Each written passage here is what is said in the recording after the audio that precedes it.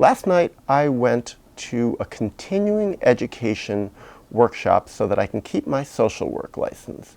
The workshop was about helping children who are in emotional or psychiatric crises. And I'd like to share the experience. The first thing that I got by listening to this was realizing how these presenters, they work at a fancy hospital in New York, they work in crisis centers for children and inpatient units and things like that, emergency rooms. It's all about control. It's about controlling these children. It's not about helping them through their crises. It's not about helping them resolve their problems, resolve their traumas. It's not about helping them learn to love themselves more. It's about getting these children to comply. Now, part of it is these children, you might say, in society, in their families, in school, they're kind of out of control. But there was really no mention in this 3-hour workshop about why they might be out of control, about why they might be so angry, about why they might be so upset, so hurt, so sad, so depressed. Literally no mention of it. So one of the main things, when they kept talking about different vignettes with these children, is I kept thinking, my God, these children have horrible parents. These children, if they have parents at all, these children do not have love, they don't have nurturance, they don't have guidance, they don't have attention, and there was no mention of this. Instead, it was all about these children's bad behavior, these children's inappropriate behavior, these children's inability to function in society. Now, one of the main things these social workers talked about was protecting the children from themselves, making sure they're safe. Well, at one level, that could seem like it's very loving. They really care about these kids. They want to help them. They want to make sure they don't hurt or kill themselves. But what I found was that this was just on the surface. Really, this whole thing about safety, about protecting kids, was really just another means to control the children, to get them to do what the clinicians wanted. So basically, the clinicians would try to figure out if the kids were a danger to themselves or others, but primarily it seemed like they were trying to figure out if the kids were a danger to themselves. And what happens is if the kids would admit to having certain suicidal feelings, certain suicidal thoughts, certain suicidal behaviors, then what that allowed the clinicians is the ability to take control of these children's lives. And the 2 suicide questionnaires they came out with were both interesting to me. The first, I noticed at the bottom, was created by Pfizer. Pfizer, the drug company. They make psychiatric drugs. So they came up with a questionnaire to determine a child's suicidal risk. Well, why would you trust Pfizer? Pfizer wants children to be labeled as suicidal because then that justifies giving them the drugs that Pfizer produces, the billions and billions of dollars that Pfizer makes. So they're making a questionnaire that is going to route kids right to their drugs because that is one of the primary things these social workers talked about as their way of helping these kids, of treating them, was drugging them. And does that really take away a kid's suicidality? I don't think so. I think it would just make a kid maybe a bit more tranquilized or a bit more dissociated away from what's causing them the pain. But I think in the long run, I think it probably makes the kids a lot worse. Now, the other questionnaire that they had about suicidality was created by the New York State Psychiatric Institute. Well, my second social work internship 18 years ago now was at the New York State Psychiatric Institute, and I was on a couple of different units, and one of the units had children on them. And I watched how they treated those children. And it was horrible. It was disrespectful. And it's like, that's a place that's making a questionnaire to determine best treatment for children? I thought, if I had a kid, I would never trust them to take any control of my child's life. Now, another point, I touched on it a little bit a minute ago, was this whole idea of what children need. Now, that jumped out at me immediately in this presentation. They probably said it 20, 30, 40, 50 times. Children need this. Children need a higher level of care when this happens. Children need therapy in this situation. Children need medication in this situation. If this is going on, children need stimulants. Children need SSRI antidepressants. Children need antipsychotics. Children need different combinations. Children need mood stabilizers. Children need to see a psychiatrist. Children need to have group therapy. Children need to learn mindfulness. Children need to go to school. Children need to be in inpatient units where they can be better protected from themselves. They need. And I kept listening to this and thinking, is that what children need? Is this what children were born into the world to need? What I kept thinking is, what about children needing good parents? What about children needing healthy, loving, supportive environments? What about children needing stable home lives? What about children needing two parents who love each other and also care about them, spend a lot of time with them? What about children needing enriching environments? What about children needing healthy, loving, caring, safe peers? There was no mention of this. And what I thought is, these are the real needs that children aren't getting, and this is what's putting them in crisis. But there was no mention of that, none at all. And that's another thing that I heard. With all this, they need this, they need this, they need this, what I kept hearing over and over again in my mind was a lot of self-justification on the part of the mental health professionals, justifying and sometimes using science to justify all the things that they really want to do. And I listened to it also where they're working inside a very strict and profound medical hierarchy. I noticed it when they were even showing teamwork, because they do a lot of teamwork, which seems like it could be really good. Wow, you get a whole team working for this child. But then you actually look at the team. And what they had over and over again was they listed who was the team members. And it would always start with psychiatrist. Psychiatrist, then psychologist, then social worker, then nurse, or sometimes nurse was before social worker, and last was like community liaison, a person who had no credentials but often spoke a language that the family of origin spoke. For instance, a community liaison could be fluent in English or Spanish or English or Bengali or English or Chinese or something like that. But what I saw again and again was the psychiatrists were at the top of the hierarchy.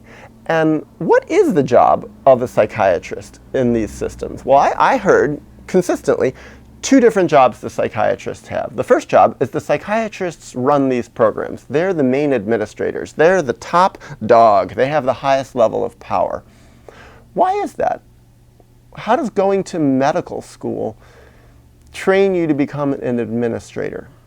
It's really questionable. I don't think it does at all. I think it maybe can make people feel like they're more important and that they know more and they have a higher level of education, but does this education really help people love children more, care about children more, really know what's in the child's best interest? I don't feel that in any way.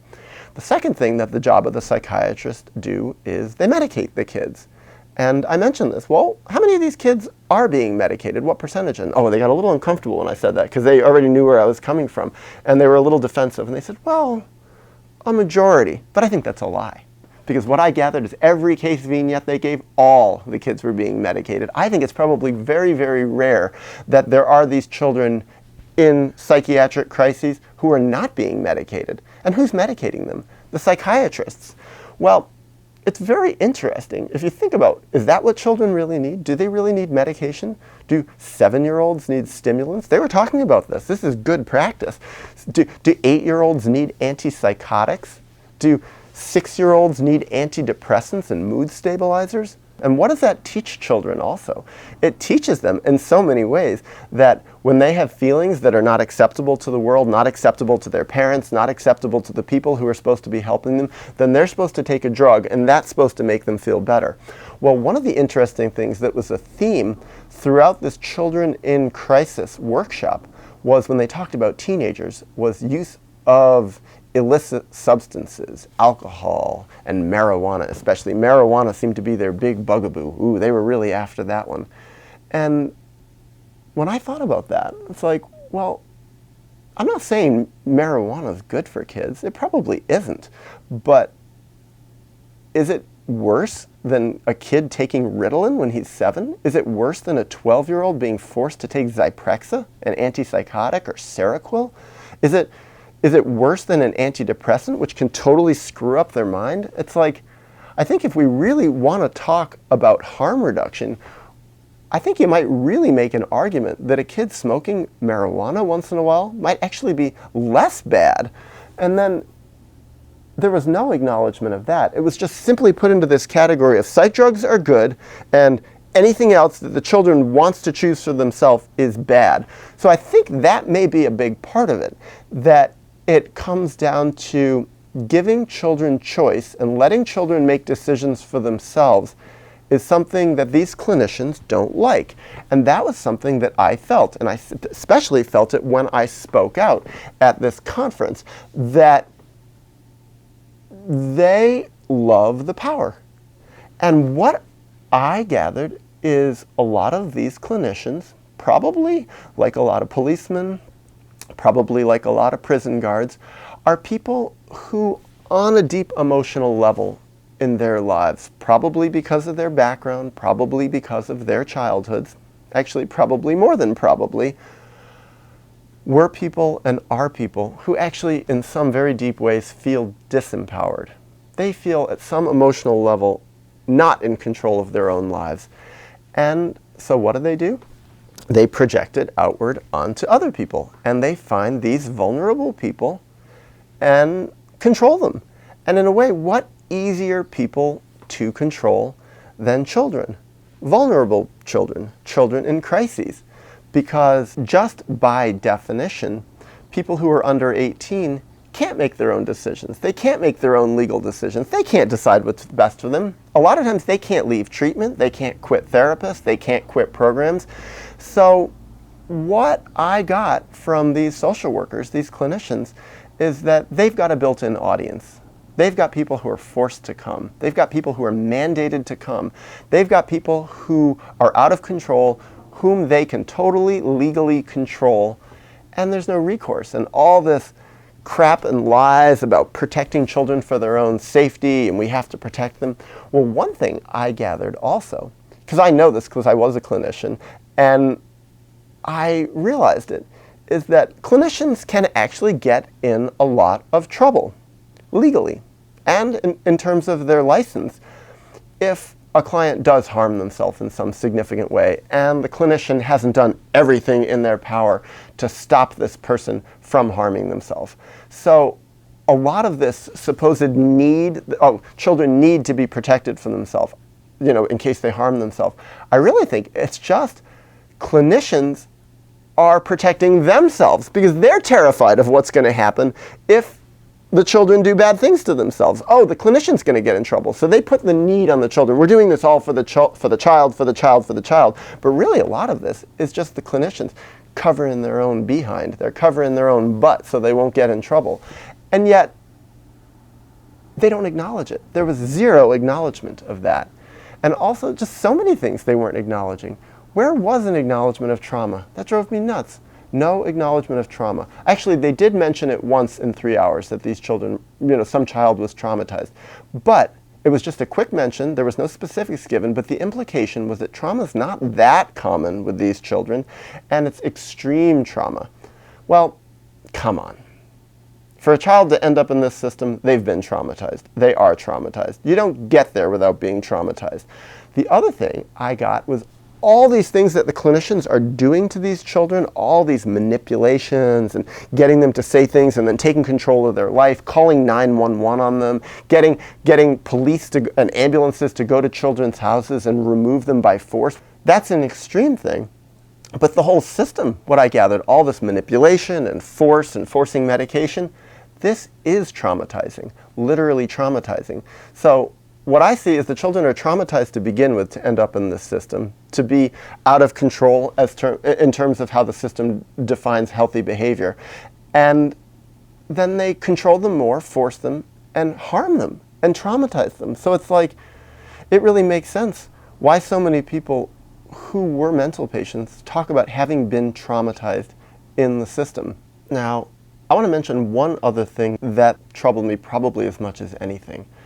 What these clinicians said several times when they were talking about different children in the vignettes that they presented were, Oh, they have supportive parents. Oh yeah, they have very loving, caring parents. The children comes from a stable home. They've got two supporting, loving parents, biological parents, blah, blah, blah, but they're in the system. And it's like right away, it's like, I don't buy this. Two loving, supportive parents.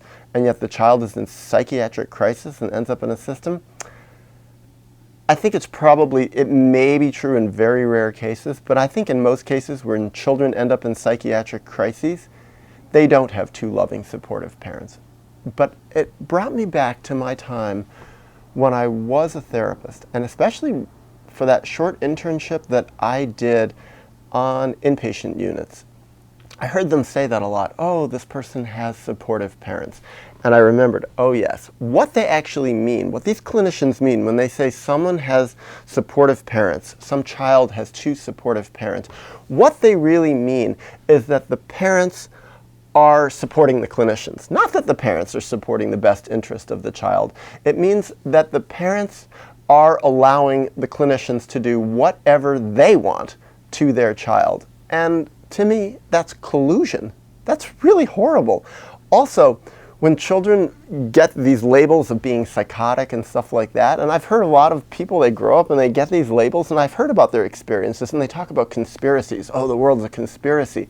Well, when I listened to this workshop and I heard these clinicians talking about how they all work in teams with each other and they're all on the same page, and it's wonderful when the parents are on the same page as us because then we can really do what's best for the child, you realize it actually is a conspiracy. It's a really large conspiracy to control and force these children into all sorts of horrible places and horrible situations. And it's like, again, no acknowledgement of that.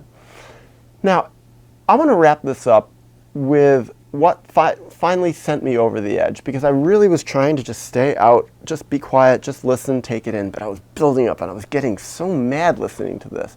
Well, finally, they described a vignette with a 16-year-old boy patient, and they talked about his life, how he had two supportive parents, and how he's really been out of control, how he's been talking about hurting other people, how he's been a little bit violent, how he wants to harm himself sometimes, how he's already had a couple of inpatient hospitalizations. And I listened to it, and all in all, I just kept thinking, this poor boy has been so mistreated. No one has acknowledged any trauma. There was no mention of anything in his life that ever went wrong. So it's almost like anything that went wrong in his life just happened in a complete vacuum.